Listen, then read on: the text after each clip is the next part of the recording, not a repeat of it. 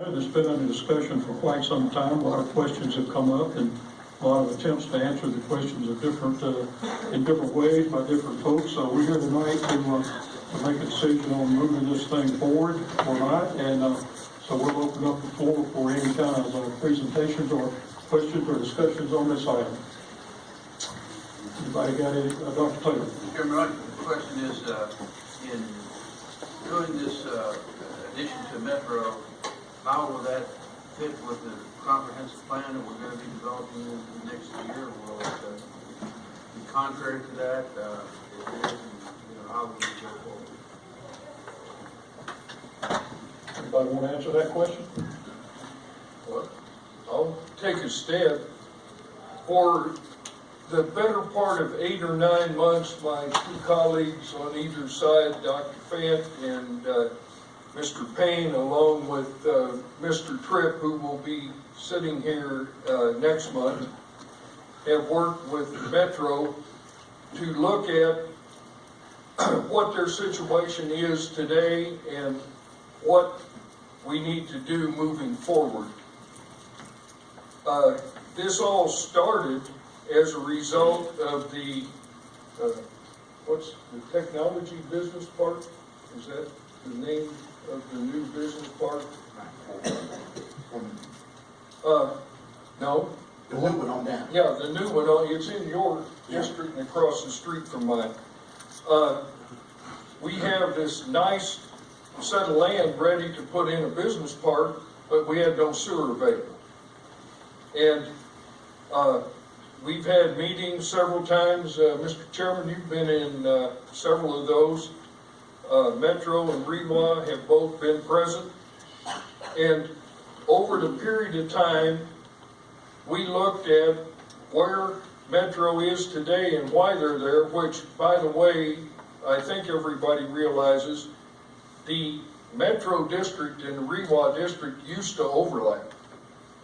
And in 1990, County Council decided to pull down from the north to about Travelers Rest, is that right, Joe?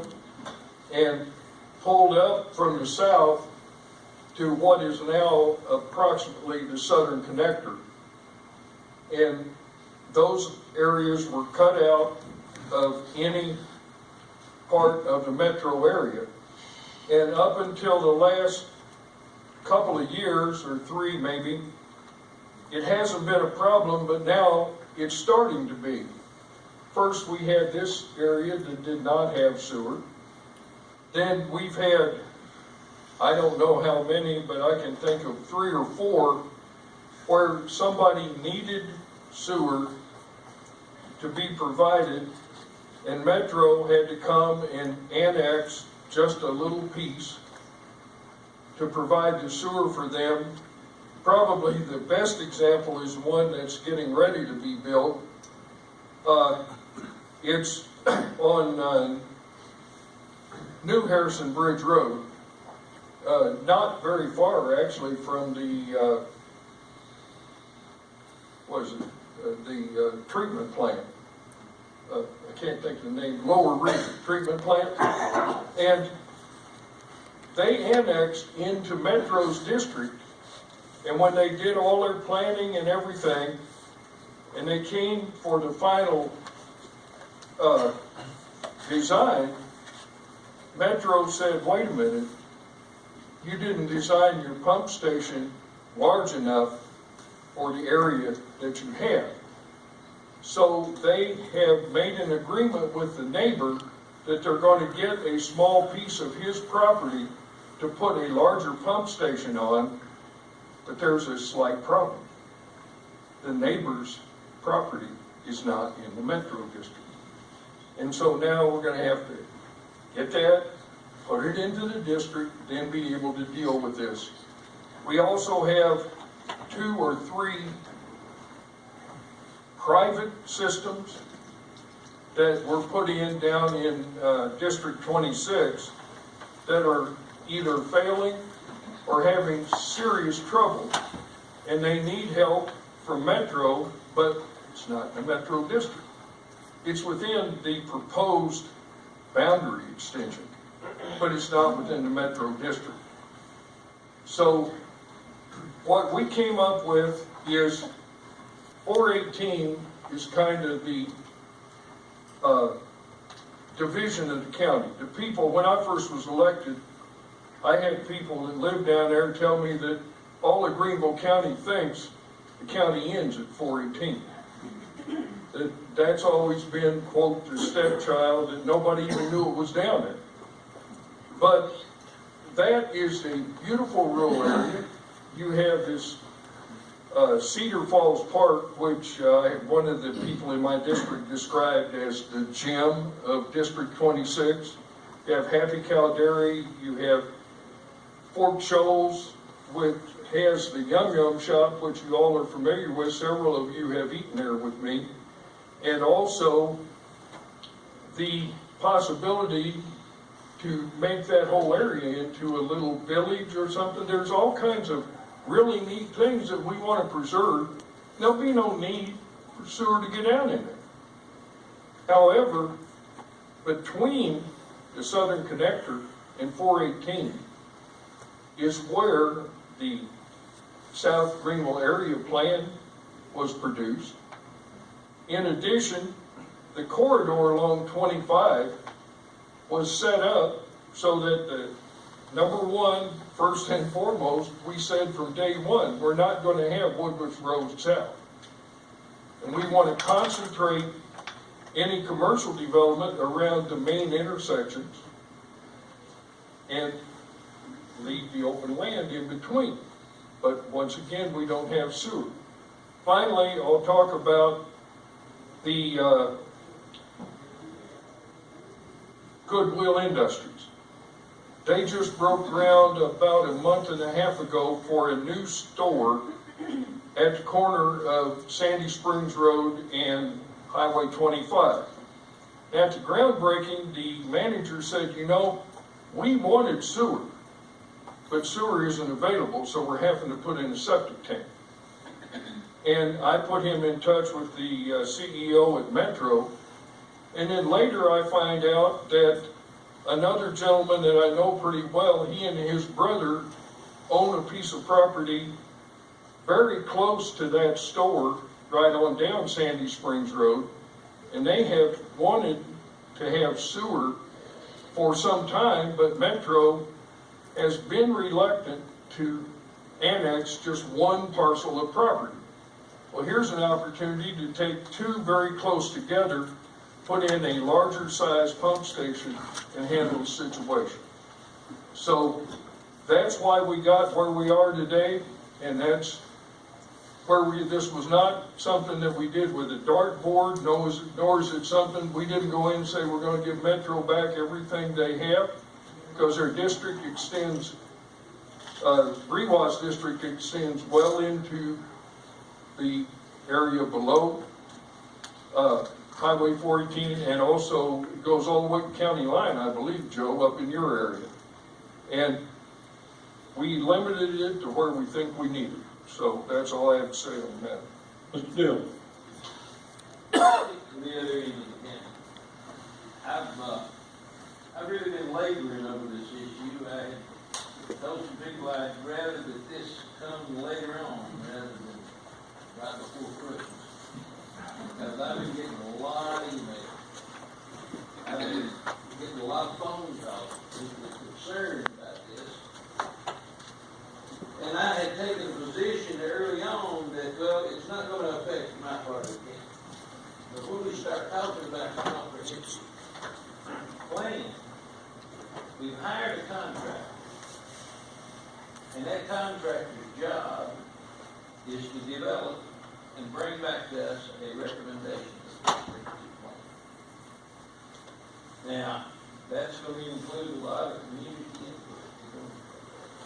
That's probably going to be part of that development. Sewer is going to be a big part of work. I mean, that's what makes things happen. Sewer, power, telephone, gas, those kind of things determine what's going to be where.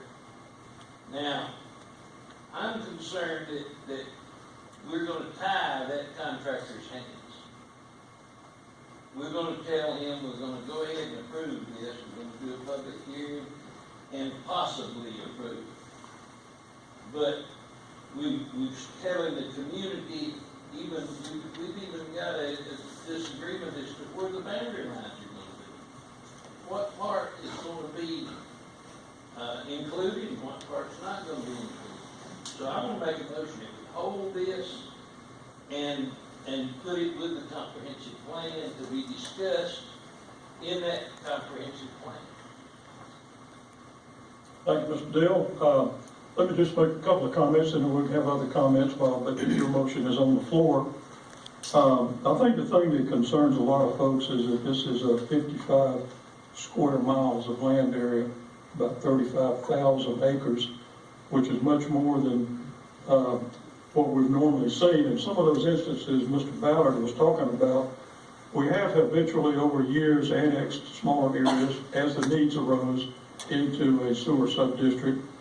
Sometimes that's feasible, maybe sometimes it's not, but to go to 55 square miles of land without any more planned definition than we have, I think, to me, is a little bit irresponsible, and we do have the perfect opportunity on the threshold of including our citizens in developing a comprehensive plan.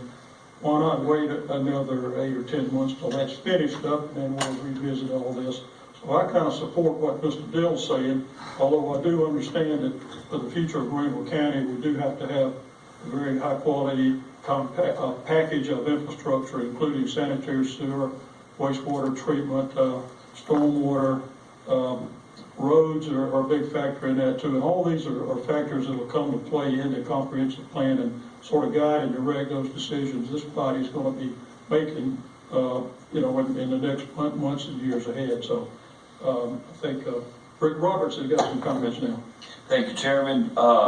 First of all, I respect your opinion on that, and I think you bring up some very worthy issues. One thing I brought up many times is when you meet with business leaders as they make decisions of locating to our county, one thing that I heard over and over, and I've talked to the GADC about it when I met with REWA and Metro to talk about it, was pad-ready sites. We're always kind of, it seems to be chasing our tail to get caught up with our neighbors in Spartanburg.